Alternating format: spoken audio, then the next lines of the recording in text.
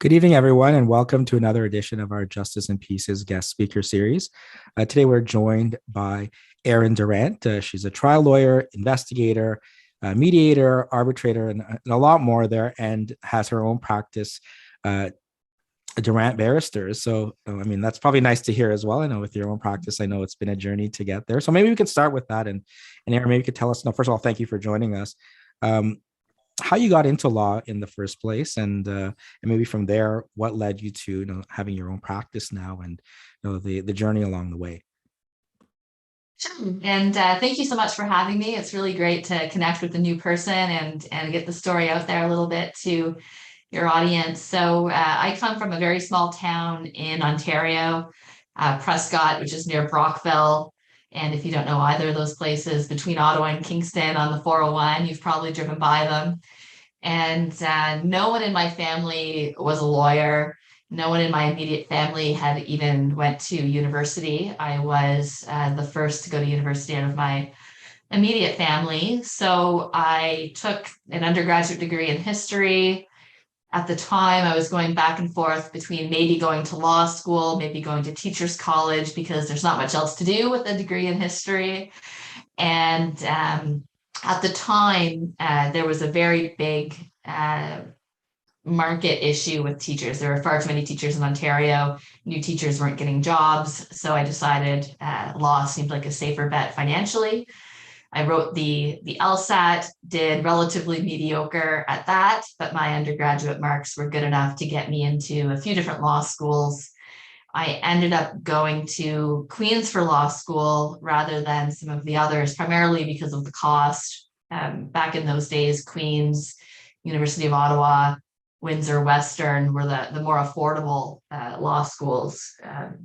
Outside of anything basically outside of the GTA was what I was looking at in terms of cost. I ended up working throughout law school to help pay for it. I worked as a bartender. I worked for two or three different professors at any given time doing research. I helped organize a conference for some money. And my third year of law school, I was really, really running out of money, and ultimately lived with my mom in her basement and commuted from Brockville to Kingston for my classes 3 days a week. So law was certainly not something I really thought I'd be in, and I didn't really know what I was getting into in terms of the cost. And like most students in law school, there's a huge push to get into the large firms, to go through the OCI process. And I did that with a focus on the Ottawa market, because Ottawa was closer to home, closer to my partner at the time. So I think I interviewed at each and every firm in Ottawa that I applied to, except two.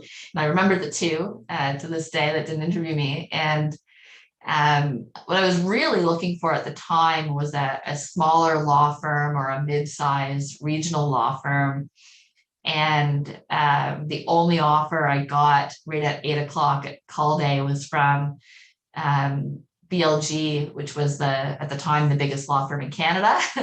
And a few hours later, I got a call from one of the second biggest law firms. So I ended up in big law. I did my summer, my articling at BLG in Ottawa, got amazing experience, met a whole lot of great lawyers, and ultimately decided midway through articles that I might prefer being in a smaller firm. I had never experienced the small firm environment. I had a very good friend who was articling at a small firm in Barrie. That firm had a bit of a split during his articles, and one of his favorite lawyers had left and was looking for new people to join him because he had way too many clients and not enough lawyers. So I ended up meeting him at a pub in Barrie with my friend. I think it was January or February of my articling year. And without even looking at my CV or anything, we had a discussion that basically if I ever wanted to leave the big firm environment, to give him a call because he may have some work for me. And I ended up reaching out back to him right around the time of hire back decisions, because I was really, not sure that big law was going to be for me long term. So off I moved to Barrie with my then boyfriend, soon to be fiance, and we stayed there for 3 years. We really enjoyed our time there. I got amazing experience in a small litigation firm, a lot of on my feet experience in court, a lot of experience watching a really good litigator in court frequently. And we ultimately decided to move back to Ottawa after that 3 year period for a few reasons. One of which was that the main lawyer I worked with was talking about slowing down, thinking of retiring. Another was I was starting to miss some of the bells and whistles that came with a big firm in terms of resources available. In terms of, the army of articling students and having more hands on deck when a big file came in. And really the third reason was, as a third year lawyer, it was a really good time to make a move. You're not yet expected to have your own practice, but you are seen to have known what you're doing. So, that's why a lot of ads, you'll see firms looking for lawyers in that 3 to 5 year range. So that led me back to Ottawa, closer to home. I did a few interviews at a few different firms. I almost ended up going to a fairly large regional firm in Ottawa to do employment law only. And during that process, they were looking for references, and it was only through the reference check process that I reconnected with BLG and found out that they also had a job opening, and it was in an area that was a bit more diverse than just doing employment law. They wanted me to do some employment, some labor, some insurance litigation, all of which fit in really well with my background. And I also just really liked the group in the insurance litigation group from when I articled. So I thought, despite having left the firm once, I thought that the fit would be good for me to go back. And I stayed there for 6 years up until May of this year, May 2021, when I left and started my own practice. And I've been quite outspoken about some of the things that happened to me in my personal life leading up to that decision to leave. And I'm not sure if you want me to get into that now, or if you're going to have some specific questions about that later, John Paul. Well, maybe we can start just generally there in terms of, I mean, some would say, hey, you made it to this point in your career at a big law firm. Why go out on your own now? And maybe you can start kind of with that, and we can kind of get into more specifics from there. But what kind of made the decision earlier this year? I know yesterday, I think it was, you had your 6 months there, right? So congratulations on that. But what kind of precipitated that change?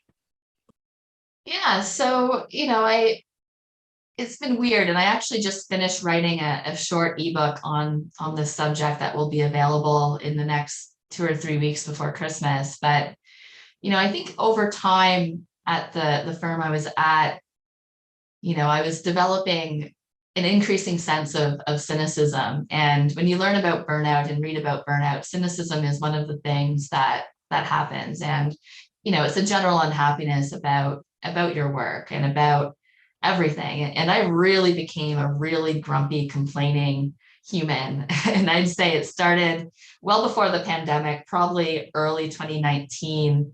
There were some changes in my personality. And, I think I just felt overall that, being a lawyer in a big firm maybe wasn't where I ultimately belonged. Being a small fish in a big pool, so to speak, may not be for me. And, there were a lot of little things that happened along the way, kind of the death by 1,000 cuts metaphor, if you will. And, so that there was a growing sense that perhaps I should go someplace else. But my big issue was always not knowing where I would go. I sort of felt like the litigation I was doing where I was great. My actual mentors where I was great. My immediate colleagues were great. And it was nothing to do with them or that group. And it was more, I think, just the overall structure, the overall big firm environment. So, it never occurred to me to leave there to go to a place like Gowlings or go to another large firm. So I was always sort of looking around, thinking about, is there a small litigation boutique that I would like to join? And before the pandemic in Ottawa, there really weren't that many options for that type of work. And there's a bit more options in Toronto, a lot more of these smaller up and coming firms. But I was not interested in relocating, and in the pandemic, it didn't really make sense to, before the pandemic, no one was really hiring litigators remotely, right? So, all that was sort of floating through my mind. And then at the same time, my practice was absolutely going bananas during the pandemic. And I was getting more and more direct work. I was expanding my sport law practice considerably. I was doing a lot of investigations.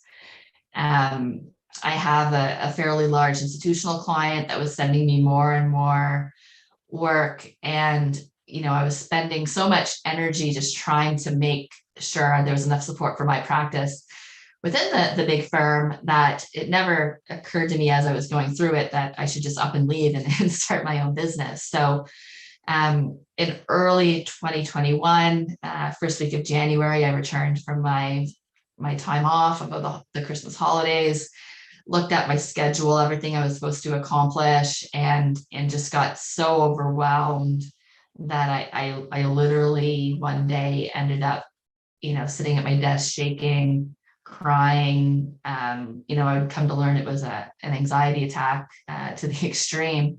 And I went to see my physician, and they ordered me off work, gave me some medications, and I ended up not working for the better part of 2 months, and trying to return to work gradually after that in the month of March. And it was really through the return to work experience and trying to sort out with myself, with my therapist, with my husband, what is the source of the stress? What is the source of the issues? Can they be fixable within the big firm environment, or is it time to move on? And it was a really difficult time in my life to come to that decision to up and leave a firm. You get so invested in the people. For me, I thought about all the time and effort I put in, all the marketing I put in internally and externally, that it's really almost like going through a separation or a breakup, that to up and leave a firm that you're a partner with. So, ultimately I got thinking about it. I decided, it would be best for me to leave, and, I had to decide what to do next. So I thought about joining other firms. I had some discussions with other firms, but ultimately I sat down and got thinking about what it would take to run my own firm and have my own business. And especially with the pandemic and everybody working remotely and clients not expecting to go to a lawyer's fancy office, I realized that the overhead involved in starting a firm was likely never going to be lower. I sat down one Saturday and made a budget, and looked up how much do you pay for insurance, and how much is your law society fees, and how much does a brand new computer cost, and I realized, look, like I can do this, and it's not going to be that economically challenging to do it. And I know not everyone is in that situation in terms of being able up and leave and already have a client base and all of that, but for me, it really made the most sense. And it was a way where I could completely control the type of work I was doing, the amount of work, who I was going to be working with. And, at that point in time, I felt like what I really just needed was some control over my life and my practice. And I set it up relatively cheaply initially. I tried to make sure all my software contracts and everything were short term. And I told myself, look, I'll give myself through the end of 2021 and see where things are at. But I'm extremely happy with the decision. The firm's doing really well, and we're growing. And I can't imagine doing anything differently at this point in my life. That's great. I'm glad to hear that. And again, 6 months in now, maybe we can look at it more generally first here. What have you learned? Now, I see a question here kind of looking at comparing, working at, big law, working in smaller law firms, and now you have, I think, very unique experience there of now having your own practice. And maybe you can kind of look at sort of the comparison from those three, and then maybe we can follow up then asking more about what you've learned in the 6 months of running your own practice.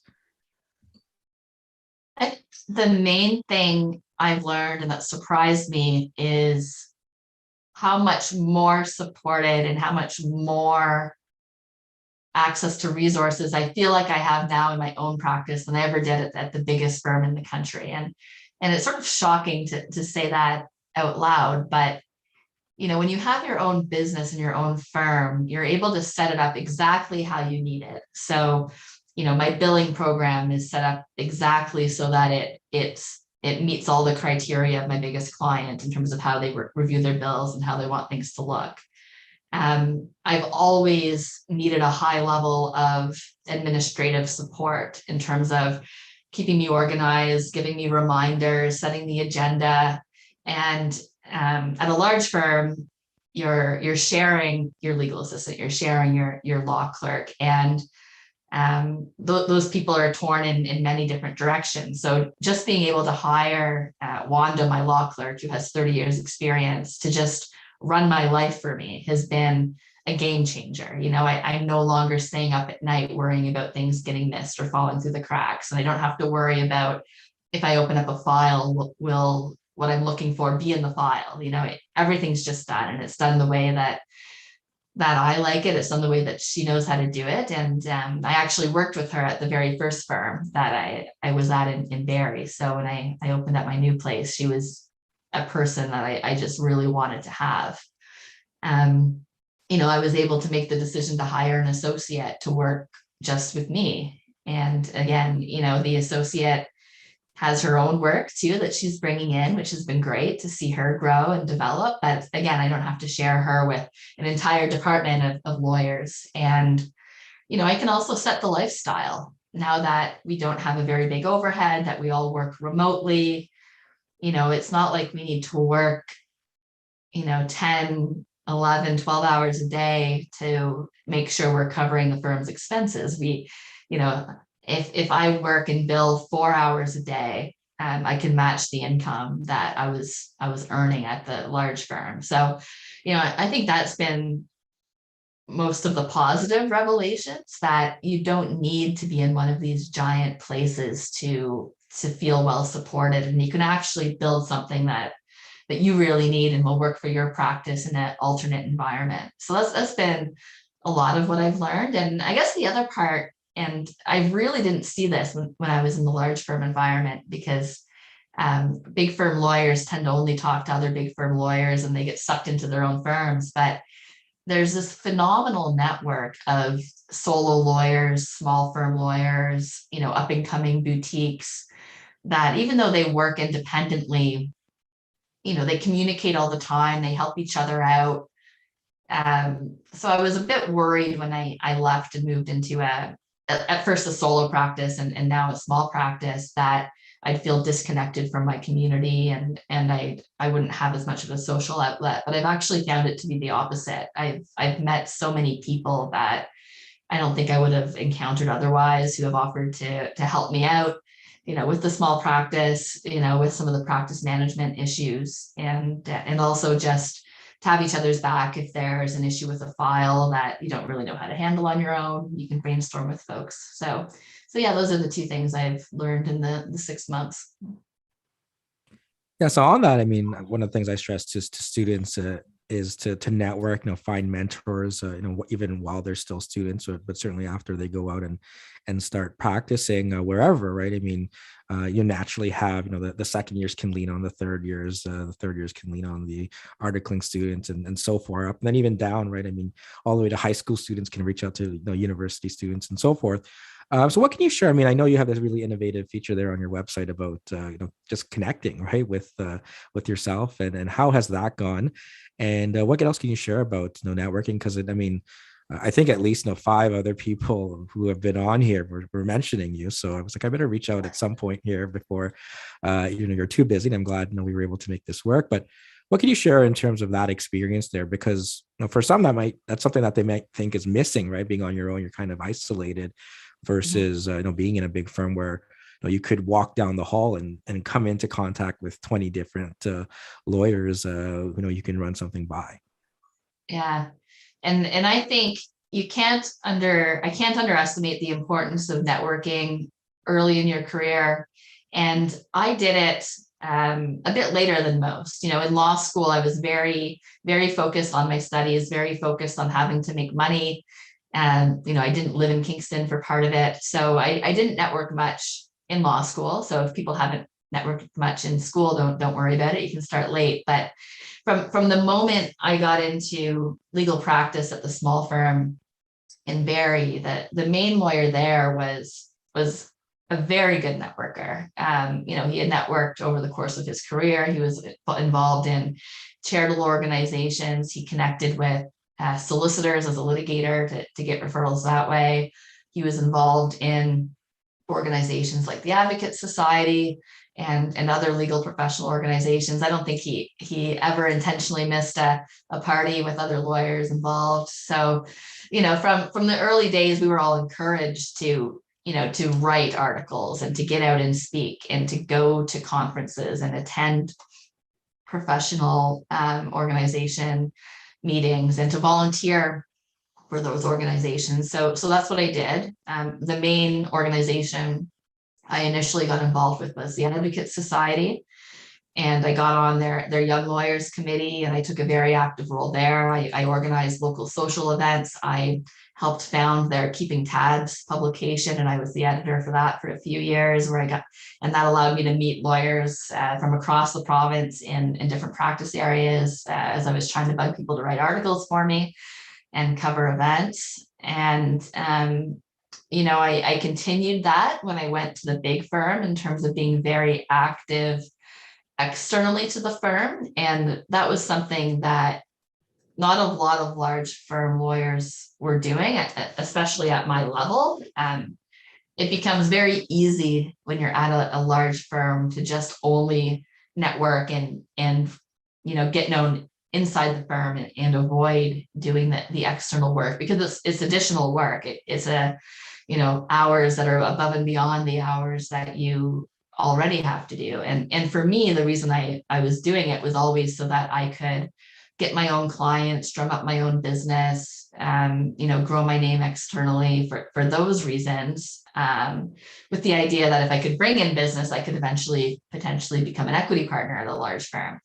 And it takes a while for all that networking to pay off, but the people that you meet in your first, second, third year of being a lawyer eventually move on to become in-house counsel, partners with other law firms. And I think just naturally over time, as long as you stay connected with different people and let them know you're there, eventually they start sending you work. And that's really what I was seeing in the last few years at the big firm. Was I was getting a lot of those referrals, and I was developing my independent practice. And I didn't build an independent practice for the purpose of going on my own. I built it because I wanted to be successful in the large firm environment and show I could bring in business. But when I ultimately decided to go on my own, I had those clients and I had those connections, and they've been very important now that I am on my own, because all the work has to come from them and from my existing clients. And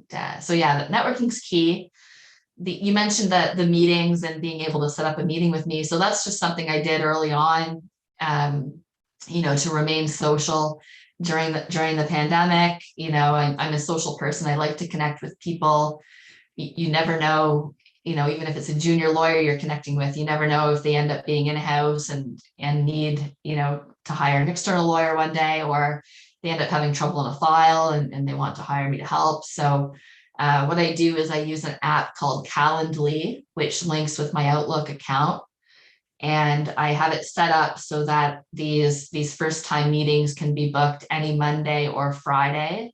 And I have it set up so I can only do max 2 of these meetings per Monday and Friday, just to make sure I have time to do my own work. And then people can just go and book the meetings on their own. So they pop up in my calendar every now and then. And, there's a little part where people can fill in a bit about themselves and what they want to chat about, which I like when they fill that out. So I'm not, I can think a little bit about what I'd like to say, but yeah, they've been great. And I've met a lot of really interesting people, a lot of junior lawyers, a lot of students trying to figure things out.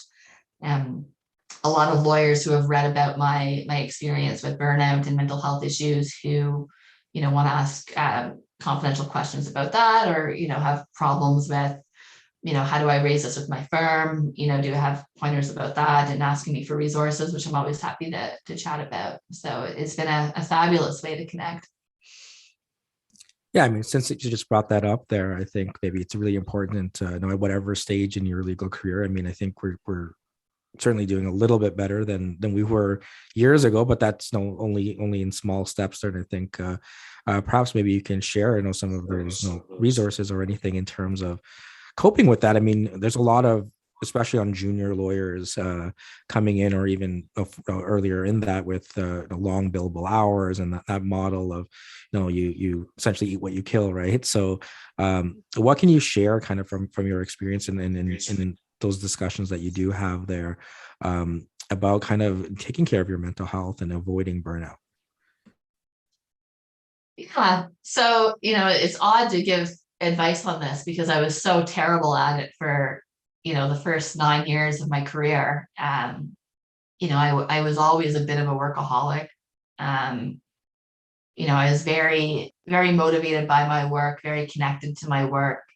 And, when I was off on, earlier this year, I spent so much time reading about burnout and reading about the causes. And one of the things I would read again and again is that it was the people who care the most about their work and who are most motivated who tend to drive themselves into the ground, because that they get satisfaction from their work. They want to do a good job. And when they get to a situation where they just can't do it anymore, they completely, shut down. And that was totally me. I think if I would go back in time and talk to my earlier self, I think I would have done a few things. I think I would have reached out to a therapist much, much earlier, or a career coach. Once I started getting, upset and disappointed in my career, and getting really grumpy and, complaining more than I had good things to say. A resource available to all law students and lawyers in Ontario is the Homewood Health Members Assistance Program, which you can find information about on the Law Society's website. It's completely free. It's completely anonymous. You can get connected with a therapist. There's career counselors. They even have other crisis supports there that I didn't need, but I've learned about just from talking to the folks there. If you're having marital issues, they have a marital counselor.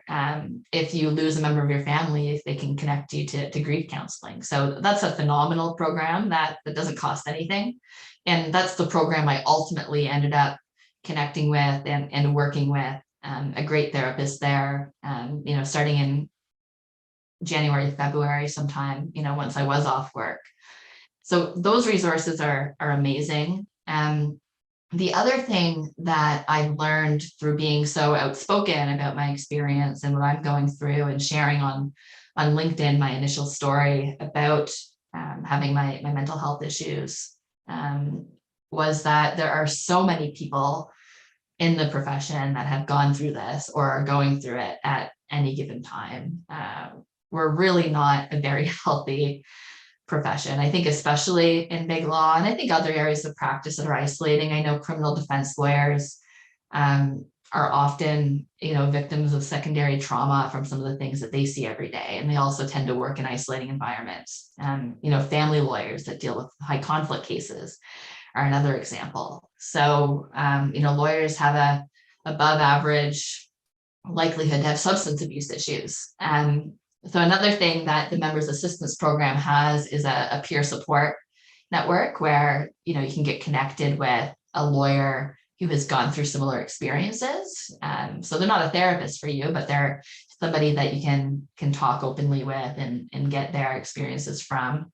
I didn't use that program, but because I posted a lengthy article on LinkedIn about my experience, I had a number of lawyers reach out to me, like probably dozens, offering to be of assistance, letting me know about their experience. I learned one of my colleagues at BLG, at least one, in a different office, had been off at different periods of time, for mental health reasons, and came back and was able to make it work. And they offered to chat, with me about that. So, I don't think anyone who's struggling should feel alone in their struggles. And, anyone who's been outspoken about these issues, Orlando De Silva is another person who, his DMs are open on Twitter, and he's always willing to to chat with anybody who just wants to have a chat. So am I. So yeah, I think recognizing that people have gone through these hard times, are going to therapy, are taking medications, and are having very successful legal careers was very comforting to me, because it made me realize that I could come back from it and everything would be okay. And now being out on your own, how is it different in terms of building in that time there? So that, I mean, obviously having your own practice carries some other responsibilities, especially now that you have a staff as well to be taken care of. What have you done in terms of now looking back a year from a year ago compared to now in the different environment? What's different there in terms of that aspect? Yeah, I think we're a small team. We're one associate lawyer, one law clerk, myself, and we have an incoming articling student who was with us in the summer. We all just happen to be women. I would like to hire a man sometime if a man would apply and was interested in us. But I think that we're all very open about our experiences and how we're doing. And I think it starts with me. If I'm still having a bad day or didn't get sleep at night, I'll communicate that with my people, and I want to make sure that they're comfortable with me as well. We also have very flexible working hours. If we have a court appearance or something, of course we have to be working, 9 to 5, but I'm not policing when people are working. If my associate wants to log off at 2 to go run some errands like she did today, and log back in tonight to do some work, that's fine. As long as we're getting the work done and responding to our clients, I'm not policing anybody in terms of what we do. My law clerk prefers to work longer days, Monday through Wednesday, so that she can take Friday afternoon and Thursday afternoons off, and that's fine. It's completely fine. So I'm trying to be more flexible. I'm trying to be much more proactive about our workload and hiring, and making sure we don't get into a situation where we have more work than we can handle. I've got a network of people that I'm comfortable referring work out to, or collaborating with if we're having too much work coming in. And as I said, with our overhead being so low, there's very low pressure in terms of making sure we're making enough money each month to pay the bills. We don't have too many bills to pay. I've got the salaries of our people, and I've got our software programs and our insurance, and really that's the bulk of it. So that's really what I've been doing so far. That the interesting thought exercise for me is as we're growing, how to scale that out, and how to make sure that we maintain that caring culture, healthy culture. I did put a post up just yesterday on LinkedIn that it would be nice to have another lawyer working with me that brings in some of the work, a bit of a rainmaker, so that we can hire a couple more associates, because I'm getting outstanding applications from young lawyers who would like to work for me. So I think that's great for me, and I think that it shows that younger lawyers are looking for something a bit different in many cases, in terms of knowing that you can do really good work and interesting work outside of the big firm environment, and in a place that's less likely to burn people out. So with that, do you think in terms of your experiences there, in it can big law change? Can big law adapt to sort of these things? I mean, I know you've been posting a lot of, you're sharing a lot of our resources and articles there about, you know, no the billable model, billable hour model, right? In terms of, at some point now, I mean, younger lawyers are saying, well, seeking out other opportunities rather than kind of going down that sort of treadmill towards partnership, and whether it's at the same firm or somewhere else. Is there, are we doing a better job there in recognizing these issues? Can we identify them, and can younger lawyers identify, that they're on a path to burnout before they have to get to that point where they have to say that that's it? A very good question, and I get into this a little bit in the book, and I don't know if it's fixable. I think that large firms are built under, historic systems, compensation metrics that are really hard to change, and those firms make a lot of money for a lot of people. So when you're making so much money and so many people are making so much money, there's not a huge motivation to change it. It'll be interesting, if the labor market starts moving away from big firms, if clients start looking at smaller firms as options, whether that would spark change. But I'm not very confident that in the short term, much will change for the better. And really, I think there's a lot of pressure on firms to actually increase the number of hours they're expecting of their lawyers because of the increase in wages that are happening at the large firms in Toronto and across Canada, because of the poaching that's happening with the US firms in New York and San Francisco. There's a guy on LinkedIn, his first name is Murray, and I'm blanking on his last name, but you really have to pick a lane. Like,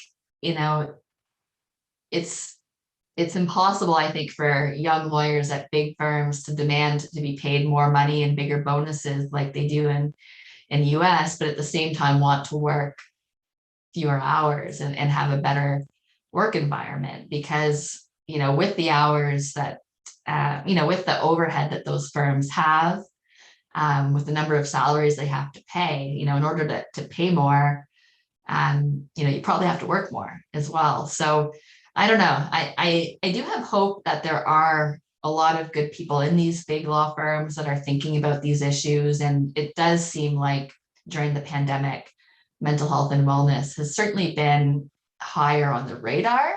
I'm just I'm not optimistic that there's going to be a lot of motivation at those firms when they are being so incredibly successful to go through a wholesale change. And I think, part of that led to, I think, my decision to go on my own, in that, it's far easier to build something from scratch than it is to change, a giant ship that's been going in the same direction forever. And, I think I was spending so much time and energy trying to change things. And I don't want to, badmouth my old firm in any means. Like, I think the same issues and same things need to be changed at all the large firms, to be honest. But, I got thinking, okay, well, like, would I rather spend my thought and energy on changing something that I'm not likely to change on my own anytime soon, or put that effort towards building something that I can be proud of, and setting an example, and hopefully becoming a competitor to some of those firms as time goes on. So you mentioned your book. So maybe you can tell us a little bit more about, what kind of led you to write it, when it's coming out, and how it will be available, and some of the more things that you're covering in there. Yeah, so I've always been more comfortable discussing difficult topics in writing than I have been talking about them. And you might be surprised to hear that, because I'm here talking right now and I think I'm doing okay. But, while I was going through, my mental health challenges and the burnout, I was finding it very hard to express myself orally without getting very emotional, very angry. So, that's why I think I had, so many of the LinkedIn blogs and other posts, because it was much easier for me to express myself in writing than to talk about it. So, the book sort of started out as almost like a journal. It started out as one chapter talking about my, I'll call it my acute phase, when I was off, and just how terrible an experience that was. And then I sort of built it out over time to cover, earlier in my big law career and some of the other challenges I think that large firms have in terms of, women in law, diversity in law, the business of law, some of those items get covered. And, as time went on, I got thinking that rather than to keep this for myself and have it as being sort of an internal journal, I could probably expand it a bit more and make it available to, individual lawyers, students, hopefully law firm management will want to read it. So I end it with a chapter on recommendations on things I think firms can do better, some concrete examples. And the very last chapter I added, even after I sent it to the editor, was I decided to put in a chapter just for individuals who might be going through burnout or mental health issues, just some of the things I learned along the way. I originally wasn't going to include that chapter because I really feel like the main changes need to come from the employers themselves and the firms. And everything you read about burnout will tell you it's a organizational problem, not an individual problem. So the focus shouldn't be on, fixing your people. It needs to be looking at what are the stressors in your organization that can be reduced, can be fixed. But anyway, I decided to add the chapter about, how you can help yourself through the situation too, because, I realized likely the most likely people that are going to pick up the book are going to be people who are likely going through a crisis. So for now, it's just going to be an ebook. I will be posting about it online when it's available. I'm still exploring where I'm going to distribute it through. I think the easiest for me is going to be through Amazon, since they take care of all the logistics of it. It's going to be priced relatively cheaply so that people can pick up. I did feel important to charge for it, especially since the hope is that the large firms management will pick it up and learn something from it. And I don't want to be giving them free advice. So we'll see. We'll see if it takes off and if it's well received. It's with the editors now, and I'm having it reviewed by a few friends just for comment. So I'm expecting it to be available probably the week after next. So the first full week of December. Perfect. And maybe we, since again you were mentioning there that last chapter that you added in, and we've talked a bit about this. If you're in that environment, again, you don't necessarily have that control, right? That your firm suddenly is going to make 180-degree change there. What can you share there from that for those who might be going through that? What else they can do in terms of if they are in that environment and try to make the sort of the best of that situation. Yeah, it's tough. I remember leading up to me just completely losing control and having to go off work, that the firm was doing all kinds of things, well-intentioned things to try to help people through a hard time. There'd be free yoga sessions, group yoga sessions. There'd be, a breakfast where mindfulness was discussed. They had a session with former Olympians talking about resilience. And I remember getting just increasingly frustrated about all of these things because I felt like none of them were what I needed. And half of them I couldn't even attend because I was too busy. What I needed was more control over my life, more control over my workflow. So, I think having earlier and more direct conversations with people about what you need and about, why your workload is too much, if that's what the issue is helpful. And I think, those discussions are hard because as lawyers, we're and especially as top performing lawyers, you don't want to be seen as weak. You want to be seen as always keeping up. But I think there's a difference between being a busy, successful lawyer and being someone who's completely lost control over their practice. So, I think I could have had better discussions earlier on. So instead of communicating to my manager, I'm too busy, I can't keep up. It might have been better for me to say, look, I'm so busy and worried that I'm not getting any sleep at night. I'm it's affecting my health. Um, I think being alone during the pandemic also didn't allow others to just observe how I was doing. I was typically a fairly outgoing person, walking the hall, saying hi to people. I think if we were in the office, they would have seen me kind of at my desk, hair a mess, maybe crying at my desk from time to time, right? So I think finding someone in your firm or your business that you're comfortable communicating frankly with early is an important step, and one I was not very successful at doing early on. I got better at it once I was off for a while, returned to work. So that's something I wish I would have done. And a frequent thing that is recommended by others is meditation, mindfulness, exercise, healthy eating, doing what you can to take care of yourself. I'm reluctant to include that on my list of things of what to do though, because I was doing all of those things like right up until the end of December. So, what I like to tell people now is yoga is not going to cure your burnout. No amount of mindfulness, yoga, eating more carrots or whatever you want to do is going to solve your problem if the problem's arising from having too much workplace stress. I think doing all of those things and exercising kept my head above water longer than if I wasn't doing them. I think I was able to tolerate it longer. But if you're going to work every day, if you're stressed out, if you're unhappy, and it's happening, day after day, week after week, month after month, I don't think it's sustainable, and something eventually is going to break. So, dealing with it earlier, if it's something that can be fixable, trying to get it fixed. If it's something that can't be fixable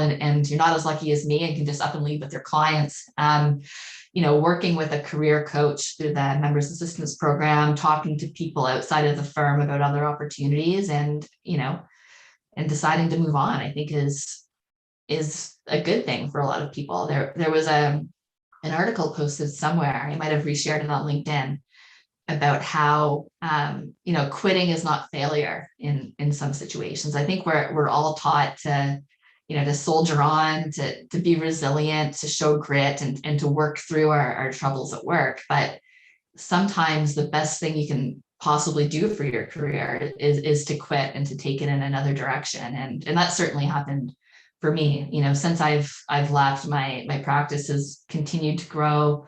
My mood has improved amazingly. I've been able to wean off medications and whatnot. So, quitting isn't failure. Quitting sometimes is the best thing for you. So yeah, just dealing with it all much earlier than I did and much more directly would be my main piece of advice. That's great there. And I know you just sort of brought up your practice there, and I'd be remiss not to talk more about your practice in terms of what you're doing and the kinds of clients you have, and certainly sports law there as well, right? Maybe you can tell us a little bit more about the work that you're doing and what your practice is like. Yeah, so I like to call myself a general purpose litigator. I've experienced litigating all types of matters. I have a large client that does professional liability, that gives me professional liability work. So I represent professionals when they get sued for negligence, which provides me with a fairly stable base of work. I also do investigations and mediations, both in the sports context as well as in the labor and employment context. And I just have a random collection of clients that need work in the sports field. So most of the sports organizations that I work with are national or provincial sports associations.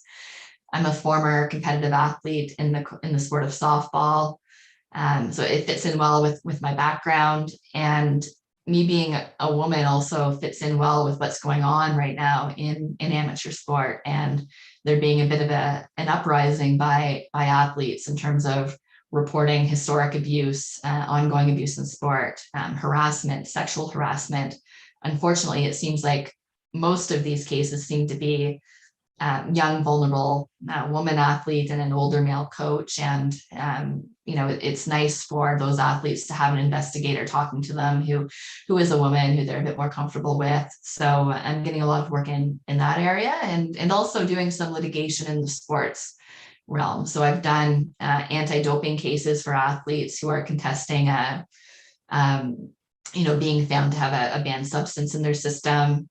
I've done work for both athletes and teams and coaches in team selection matters. So in an Olympic year, there's always a few cases that arise where athletes are left off teams, and it's alleged that there's discrimination or other reasons behind them not being selected beyond their talents. So we get involved in doing a bit of that. And yeah, it's an area that I really wanted to grow, that and an area that's been growing a lot while I've been on my own, and have been able to be a bit more flexible in terms of my fee structures and all of that. Now, for anyone that's kind of maybe thinking about either from the beginning, or if they're in a firm, large, big, whatever, of going out and opening up their own practice.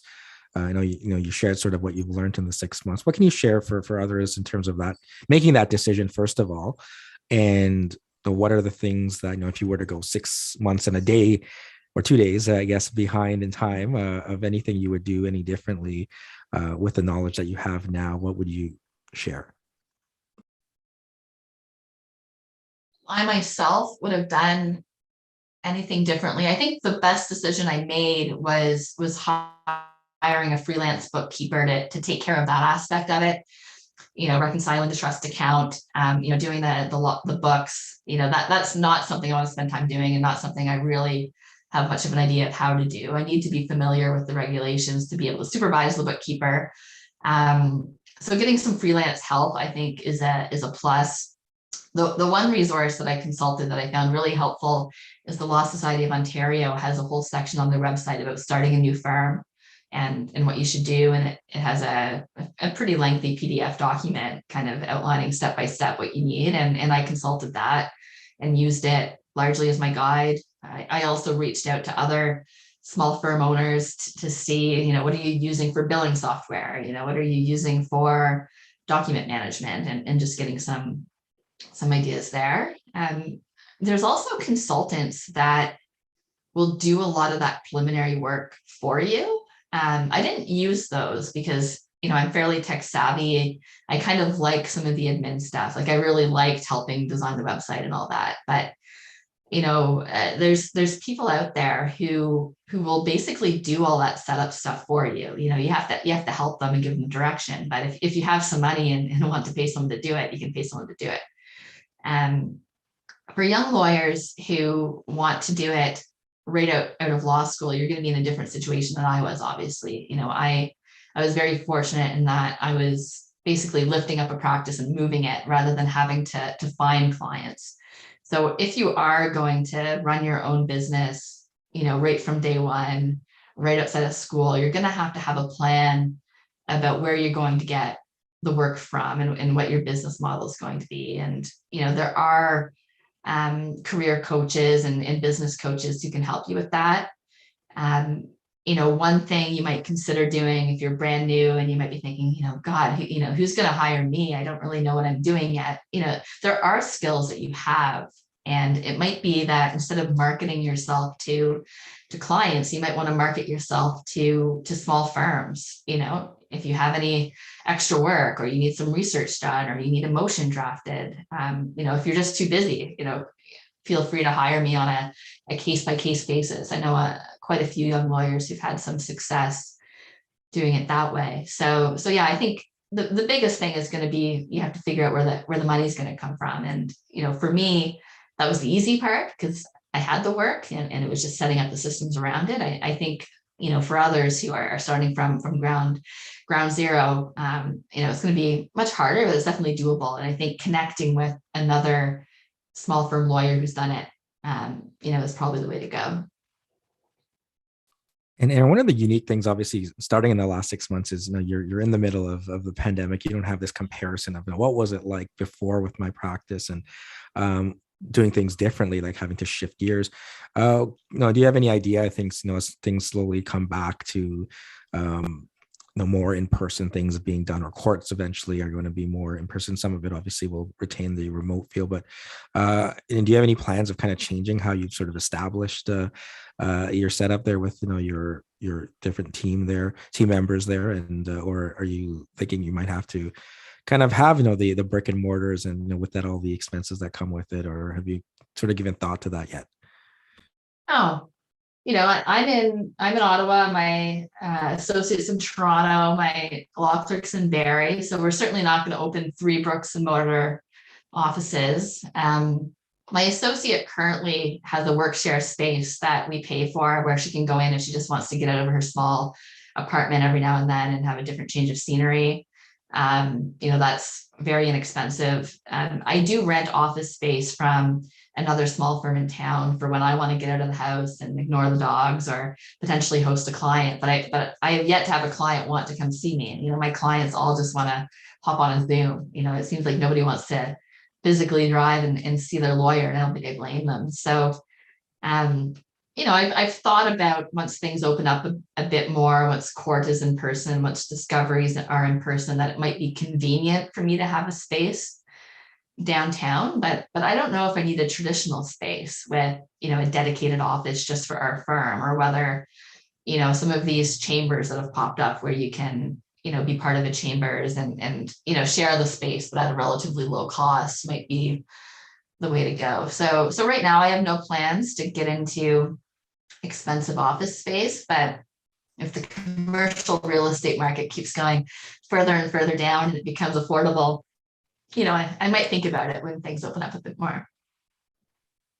Thanks, and I would be remiss, actually, since with litigation and a lot of it being done remotely, in your practice there, maybe if you have any tips or advice there for any students. We always have, like, actually, there's like a high school mock trial competition that I'm going to do a workshop for in about half an hour.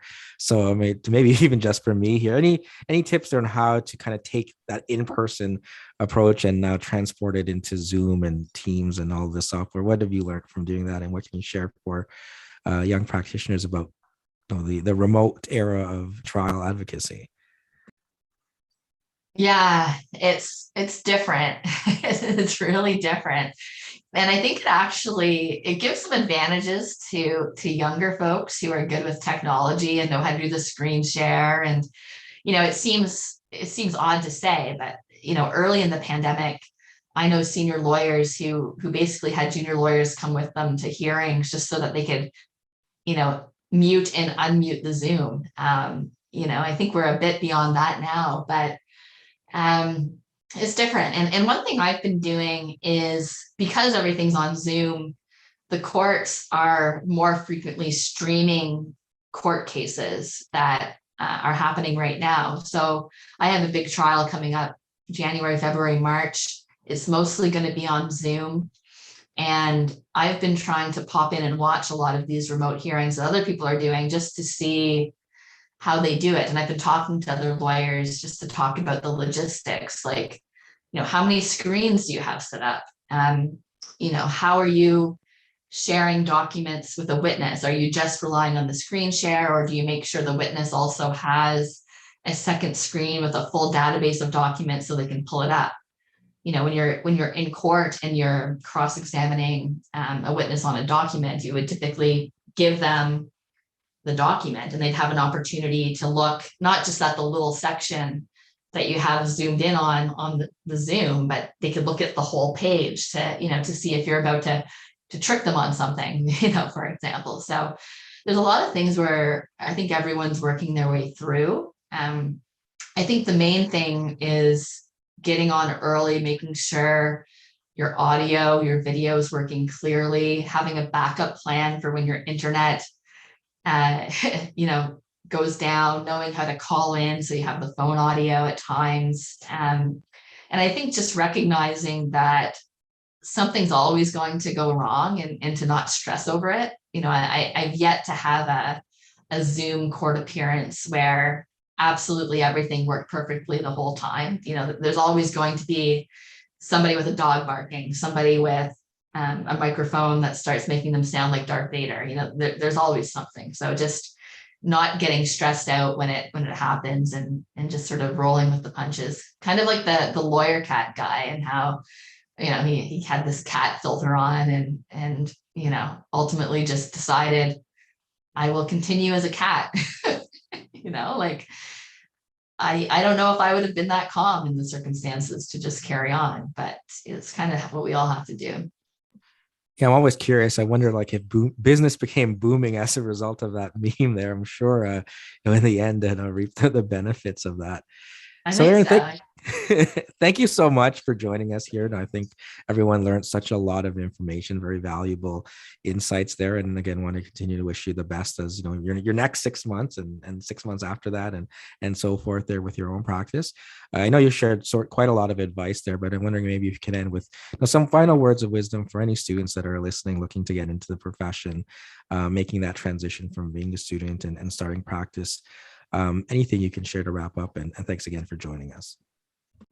Yeah, I think, what I'll say to students is that I know right now it tends to be a stressful time, depending on what year of law school you're in. And there's always a lot of stress trying to find that summer job, trying to find that articling job, and a lot of worry if you don't get hired in those first rounds. And I think what I'd say is, don't worry. There's tons of opportunity, especially right now. The legal market is just booming, and most law firms can't hire enough lawyers to get the work done. So, things are going to work out. You're going to find your spot, and it might take a few different firms and moving around a bit, like I've done, but eventually I think most people end up where they belong. So thank you for having me, and feel free to reach out to anybody on LinkedIn or Twitter if you have any questions.